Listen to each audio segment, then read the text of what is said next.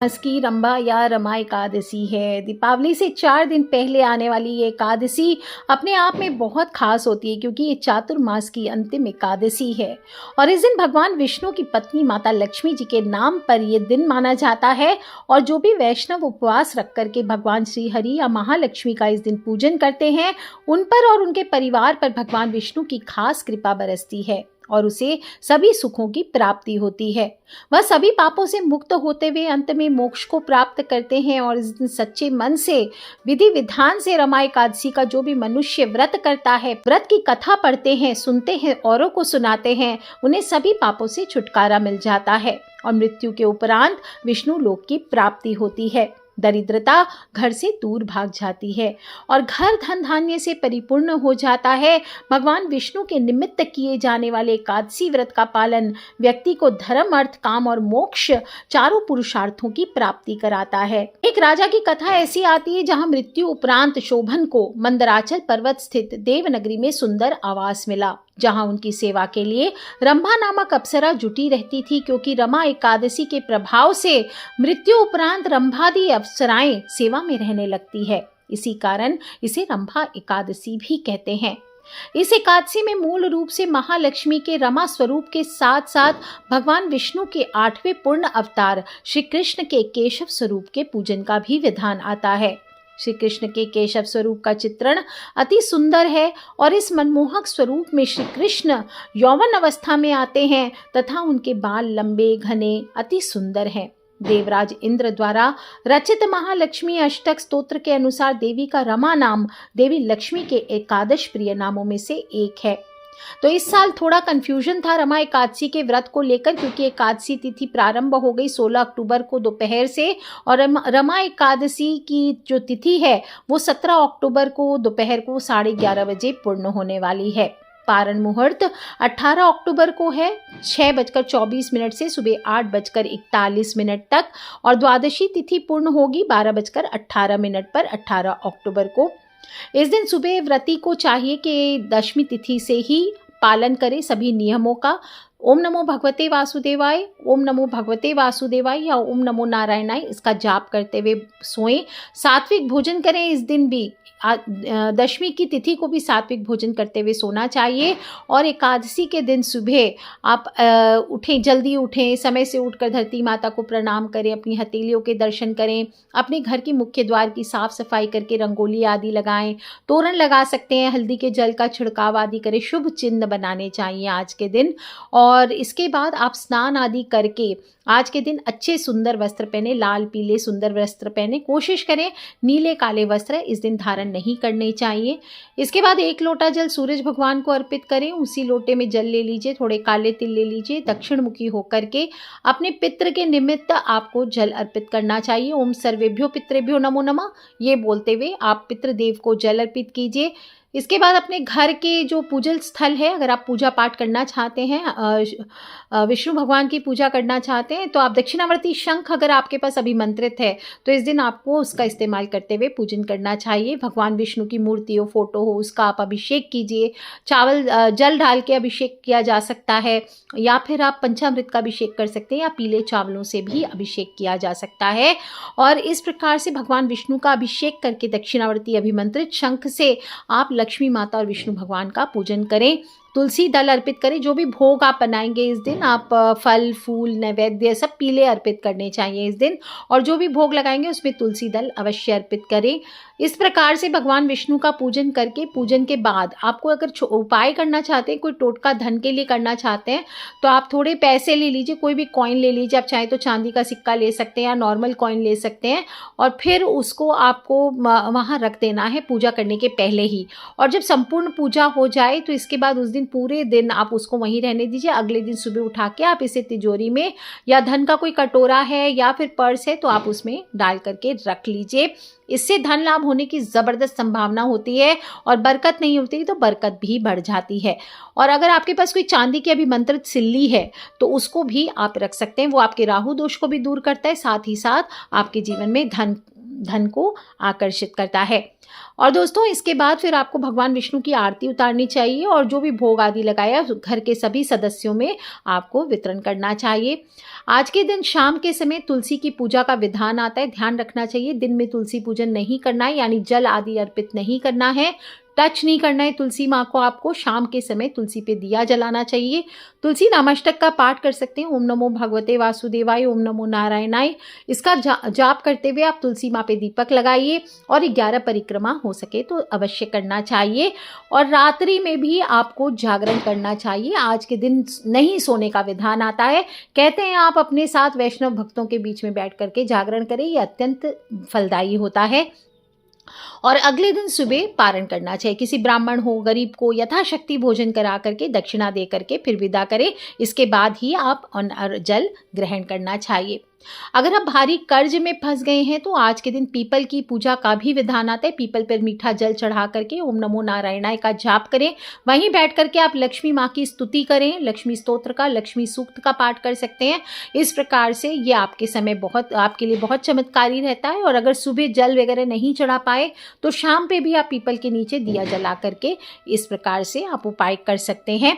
और थोड़ी see people की मिट्टी ले आइए अपने घर पर और घुसने के पहले उसी मिट्टी में थोड़ा सा जल मिला के अपने मुख्य द्वार पर एक स्वस्तिक बनाइए, अपनी तिजोरी पर एक स्वस्तिक बनाइए, अपने पूजा घर में एक स्वस्तिक बनाइए, अपने घर का जो किचन है उसकी गैस है उस पर एक स्वस्तिक बनाइए और घर के उत्तर दिशा में एक स्वस्तिक आपको बनाना चाहिए। इस तरह से ये 5 स्वस्तिक आप बना लेते हैं तो आपके लिए चमत्कारी सिद्ध होता है। वो भी पीपल की मिट्टी से आपको ये उपाय करना है। दोस्तों पीपल की मिट्टी अपने आप जड़ से, थोड़ा सा जड़ से लेना है, पूरा जड़ नहीं निकालना है। पीपल की जड़ से थोड़ी सी मिट्टी लेकर के आइए और पीपल की जड़ की मिट्टी से आप ये उपाय कीजिए। इस बार रमा एकादशी पर ओम महालक्ष्मी नमः, ओम महालक्ष्मी नमः, ओम महालक्ष्मी नमः बोलते हुए या फिर ओम श्रीम ह्रीम श्रीम कमले कमलालय प्रसिद्ध प्रसिद्ध श्रीम ह्रीम श्रीम ओम महालक्ष्मी नमः इस मंत्र का जाप करते हुए बोलिए। देखिए कैसा कमाल आपके जीवन में होता है। सब प्रकार के कर्ज आपके जीवन से समाप्त हो जाते हैं। अगर आप घर की दुकान आदि पे भी करना चाहते हैं, कोई दुकान है आपकी, कोई फैक्ट्री है और नज़र बाधा बहुत ज़्यादा लगी है या परेशान है, कर्ज चढ़ गया है, तो आप ये पीपल की मिट्टी का उपाय वहाँ भी कर सकते हैं। और साथ साथ आपको 11 गोमती चक्र एक पीले रंग के रेशमी कपड़े में बांध के 88,000 जप से अभिमंत्रित करके आपको इसको अपने घर के मुख्य द्वार पर या दुकान के मुख्य द्वार पर या कोई आपकी फैक्ट्री हो, इंस्टीट्यूट हो, प्लांट हो, वहाँ पे बांध दीजिए। देखिए कैसा चमत्कार आपके जीवन में होता है। बाकी अगर बंधन किया गया है तो आपको बंधन खुलवाना चाहिए। उसके लिए आप चाहे तो आश्रम में कॉन्टैक्ट करके बंधन खुलवा सकते हैं। और दोस्तों इस प्रकार से एकादशी के दिन भगवान विष्णु की पूजा करने से, और कहा जाता है नियमों को पालन करते हुए करें। आज के दिन कांसे के बर्तन में भोजन नहीं करना चाहिए। आज के दिन नॉनवेज, मसूर की दाल, आप चना, कोदो, सब्जी, शहद, चावल, गेहूँ इसका सेवन नहीं करना चाहिए। नमक का सेवन नहीं करना चाहिए। सेंधा नमक खाइए, फलाहार कीजिए, कुट्टू का आटा, समा के चावल, आप ये सब चीज़ों का सेवन कर सकते हैं। इस दिन आप भोजन का तो व्रत रखेंगे ही, साथ ही साथ आपको अपनी वाणी का भी व्रत रखना चाहिए। आपको एकादशी व्रत करें तो किसी से कड़वा ना बोले, किसी को गाली गलौच ना करें, किसी को बद्दुआएं ना दें, आप किसी से लड़ाई झगड़े ना करें, क्रोध ना करें, कलेश ना करें घर पे, नहीं तो ये सब जो आपका जितना व्रत का फल है वो चला जाता है। और अगर एकादशी का व्रत नहीं भी कर रहे तो भी नियमों का भी सिर्फ पालन कीजिए तो भी आपके जीवन में ये श्रेष्ठ असर देता है। इस दिन जुआ आदि भी नहीं खेलना चाहिए। ज़्यादा से ज़्यादा समय भगवत गीता आदि का पाठ कीजिए। और आज के दिन स्त्रियों को चाहिए कि बाल ना धोएं, पुरुषों को चाहिए कि शेविंग, हेयर कट आदि ना करें, नाखून ना काटें और कपड़े भी नहीं धुलाई करने चाहिए आज के दिन। और इस प्रकार से आपको रमा एकादशी का दिन व्यतीत करना चाहिए। और रमा एकादशी पर एक और नियम है, शाम के वक्त ऐसे भी झाड़ू लगाने की मनाही होती है। और रमा एकादशी के दिन तो भूल से भी शाम को घर में झाड़ू नहीं लगाना चाहिए। दरिद्रता आपके घर पे प्रवेश कर जाती है और लक्ष्मी बाहर चली जाती है। क्योंकि दिन भर जो भी आप पूजा पाठ करेंगे, कभी भी एकादशी पर कोशिश कीजिए शाम के बाद झाड़ू ना ही लगाएं। आज के दिन पति पत्नी को चाहिए संबंध ना बनाएं और आपस में दोनों मिलकर प्रभु की भक्ति करें। और क्योंकि कहते हैं कि आज के दिन प्रेत पिशाचों का भी दिन होता है और शाम के समय अगर आप पूजा पाठ छोड़ के कोई आपसदारी में लग जाते हैं तो बुरी और नकारात्मक शक्तियां आपके घर में प्रवेश कर सकती है। इसलिए देवी देवताओं की आराधना करने का समय है। शाम के समय घर में अपने धूप दीप कीजिए और तुलसी के सामने एक दीपक अवश्य जलाना चाहिए। दोस्तों, इस प्रकार से छोटी छोटी बातों का ध्यान रखते हुए आपको रमा एकादशी का व्रत करना चाहिए। आगे मैं कथा कह देती हूँ, जो लोग भी सुनना चाहते हैं ध्यान पूर्वक सुने। बोलिए श्री हरि विष्णु भगवान की जय। श्री कृष्ण भगवान कहते हैं युधिष्ठिर से, हे युधिष्ठिर, आज आपको मैं रमा एकादशी के व्रत की कथा सुनाता हूँ। पौराणिक मान्यताओं के अनुसार प्राचीन काल में मुचुकुंद नाम का एक राजा रहा करता था। उसकी इंद्र के साथ मित्रता थी और साथ ही यम, कुबेर, वरुण, विभीषण ये उसके मित्र थे। राजा बड़ा धर्मात्मा, विष्णु भक्त और न्याय के साथ राज करता था। उस राजा की एक कन्या थी जिसका नाम चंद्रभागा था और उस कन्या का विवाह चंद्रसेन के पुत्र शोभन के साथ हुआ था। एक समय वह शोभन ससुराल आया। उन्हीं दिनों जल्दी ही रमा एकादशी भी आने वाली थी। जब व्रत का दिन समीप आ गया तो चंद्रभागा के मन में अत्यंत सोच उत्पन्न हुआ कि उसका पति तो इतना दुर्बल है और पिता की आज्ञा भी अति कठोर है। और दशमी के दिन राजा ने क्या किया, ढोल बजवाकर सारे राज में घोषणा करवा दी कि एकादशी को भोजन नहीं करना है किसी को भी। और घोषणा सुनते ही शोभन को अत्यंत चिंता हुई। उसने अपनी पत्नी से कहा, हे प्रिय, अब क्या करना चाहिए? मैं तो किसी भी प्रकार भूख सहन नहीं कर सकूंगा। ऐसा कोई उपाय बतलाओ जिससे मेरे प्राण बच जाए, नहीं तो मेरे प्राण अवश्य चले जाएंगे। तब चंद्रभागा कहने लगी, हे स्वामी, मेरे पिता के राज्य में एकादशी के दिन कोई भी भोजन नहीं करता है। हाथी, घोड़ा, ऊंट, बिल्ली, गौ आदि भी तृण, अन्न, जल आदि ग्रहण नहीं कर सकते। फिर मनुष्य का तो कहना ही क्या है। यदि आप भोजन करना चाहते हैं तो किसी दूसरे स्थान पर चले जाइए, क्योंकि यदि आप यहीं रहना चाहते हैं तो आपको व्रत अवश्य करना पड़ेगा। ये सुनकर शोभन कहने लगा, हे प्रिय, मैं अवश्य व्रत करूंगा, जो भाग्य में होगा वो देखा जाएगा। इस प्रकार से विचार कर शोभन ने व्रत रख लिया और भूख और प्यास से अत्यंत पीड़ित होने लगा। और जब सूर्य नारायण अस्त हो गए और रात्रि को जागरण करने का समय आया तो जो वैष्णवों को अत्यंत हर्ष देने वाला था, परंतु शोभन के लिए अत्यंत दुखदायी हुआ। प्रातःकाल होते ही शोभन के प्राण निकल गए। तब राजा ने सुगंधित काठ से उसका दाह संस्कार करवाया। अपने पिता के घर ही वह रहने लगी।